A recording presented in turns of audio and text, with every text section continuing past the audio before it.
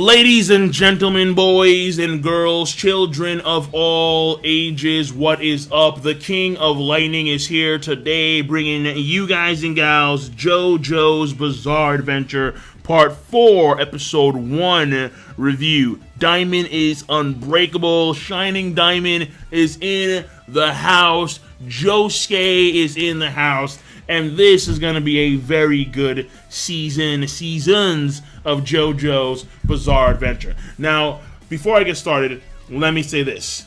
Odds are this is going to be the best anime of the season because it's JoJo's. It's very, very, very, very, very hard to top JoJo's, okay? Part 1 was fabulous. Part 2 was phenomenal.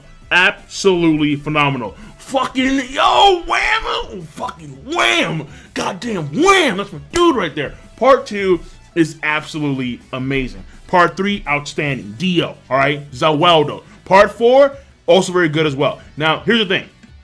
I can't say how good because I'm not up to date with the manga yet for Part 4. I'm still reading Part 4 as we speak. But here's the thing. My personal opinion, no part is being Part 2. Part 2 was just, it was fucking amazing, alright? It really was. Like, it just, the manga was fantastic. The anime was just on point on every level. But, again, odds are is that this is going to be the best anime of this season. Because, I mean, first of all, it's old school. And old school, just by being old school, is superior. Yes, that's right, I'm biased in a lot of ways. It's number one. And again, number 2, JoJo's has this trend of just being very, very good overall. So, that being said, let's dive into it because, oh man. So that being said, let's get into the animation. The animation overall is actually very good. Very vibrant, very colorful. You have the stands and their aura. You have the fighting itself. You have the contrast in color, like those shifts in color. They're very good overall. There was one scene that had me rolling where you have all these punks. They're surrounding Josuke. And then the guy, and one of the punks is like, what's your name? And he says, my name is Josuke Higashikata. And then Jotaro hears that. And there's like a delay where they have to zoom in towards his face. Like you see like the line strafes going on. And he turns around, nunny. And I'm like, bro, nunny. Like, that shit had me rolling for like 5 minutes straight. Just that pause. Like the anticipation of the nunny, of the what? Nunny, and then it finally hits you. It's like, bro. This shit was funny. Hilarious. But let me say this. When it comes to the background, even though it's nice and colorful and vibrant, it seems very cartoony. Like the backgrounds in Part 3 and Part 2 were not that cartoony. In fact, they were a lot more darker. Part 2 especially, it was pretty dark. But Part 4, it's very colorful. Very colorful. And it's kind of throwing me off because I'm like, because it doesn't fit the usual mold, number one. I mean, maybe I'm going crazy, but it just seems like this came straight out of like Pegasus's Toon World. Straight up. It just seems very, it's too colorful. You see what I'm saying? So, all in all, it's fine. It's good. It's very good animation. But in some sense, the background doesn't match the action or the stand auras. It just doesn't match it in some sense. But it's good. It's fine overall, again. So maybe I'm imagining it. I need to go back and rewatch Part 3 and Part 2. Because I could have sworn that the backgrounds for those parts, it was a lot darker. It had more depth. Where this one, it just vibrant in your face, like boom. So I'm like, okay, Toon World is the setting now. Morioh is Toon World. So that's number 1, animation. Number 2, the characters. The characters, first of all, you have the main character, Josuke Higashikata, who basically is, it's kind of weird, but Jotaro is his nephew. And the reason why is because Joseph, my man Joseph Joestar, one of the few dudes still rocking the ripple, that's right, representing strong, the Hamon, he apparently, at the age of 62, still was having a very active libido. Right? And he got a 21-year-old college girl, Tomoko, pregnant when he was in Japan. And Tomoko gave birth to Josuke. So Jotaro is the nephew of Josuke. Even though Jotaro's like 28, 28, and Josuke is just entering high school. It's weird. It's very, very strange. But The Joestar family is in chaos now because of the reveal that Joseph, at the age of 62, had a son, and and that son was in fact Josuke. Now, Suzy Q, she's pissed obviously, but Tomoko, she has, I think in some sense, deliberately removed herself from the Joestar family because she doesn't want to place a burden on that family. But at the end of the day, Jotaro is there to talk about how Josuke, he will receive 1/3 of the inheritance of the entire Joestar company. The exact company name I forget, but he's going to receive 1/3 of the entire family inheritance. That's crazy. And on top of that, there is some bad news. And the bad news is that there is a stand user in the area, a very ominous stand user, Angelo. And Angelo, he is the villain for this first part of part 4 of JoJo's. And he's a very fucked up dude. He is considered to be like the worst criminal in Japan. He's committed a lot of rapes. His first crime that he committed was at 12 years old, but he's very smart. He has an IQ of over 160.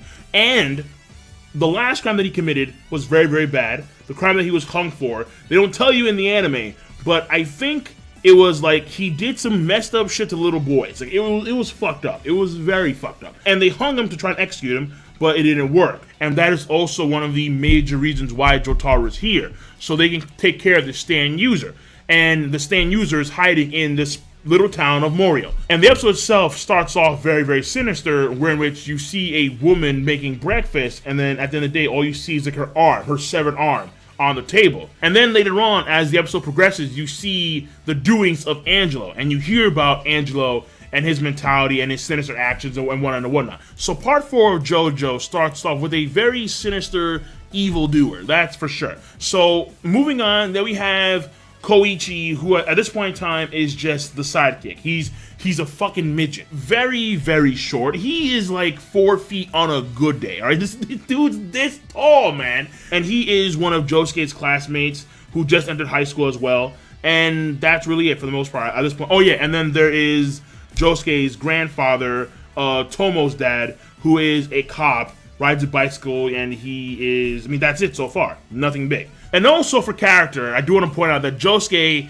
he has a little bit of an issue, right? This weird character personality shift, where if you make fun of his hair, he goes from a very nice, apologetic dude to, what the fuck did you say? It's time to die. So Josuke is not exactly mentally stable, but nonetheless, if you don't want to get on his bad side, it's easy. Just don't diss the hair. It's easy.